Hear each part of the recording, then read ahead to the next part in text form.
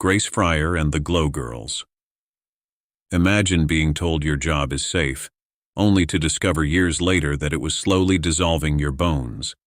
These women didn't work with poison, they worked with light, and it killed them. This is not a horror movie. This actually happened.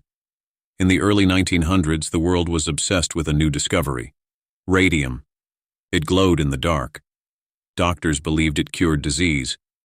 Companies put it in toothpaste, water, even cosmetics. Radium meant progress. It meant the future, and no one questioned it. During World War I, American factories began hiring young women to paint watch dials with radium-based paint. The job paid well. It was clean. It was considered respectable work. Supervisors taught the women a method called lip dip paint. They would shape the brush with their lips, dip it into glowing radium, and paint the numbers again and again. They were told it was harmless. At night they laughed as their dresses shimmered softly in the dark. They called themselves the Glow Girls. A few years later, the laughter stopped. One girl lost a tooth, then another. Their jaws began to ache, then crumble.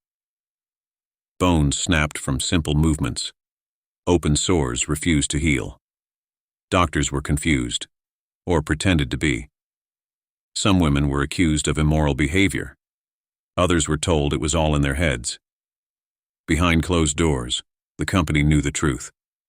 Their male scientists handled radium with gloves and lead shields. The women? They were told to lick the brush.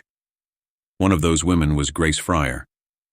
She watched her co-workers die, slowly and painfully. When she finally learned that radium was the cause, she was furious. But fury wasn't enough.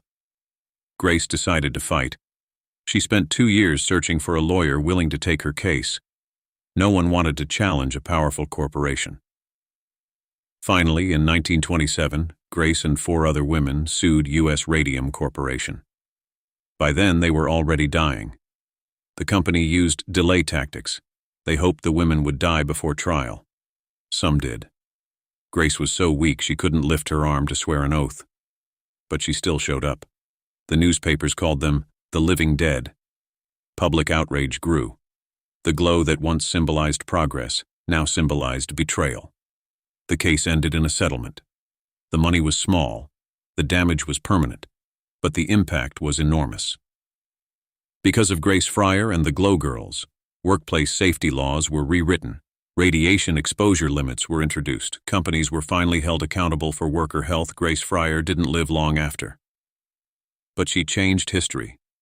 Radium still glows, but now it comes with warning labels.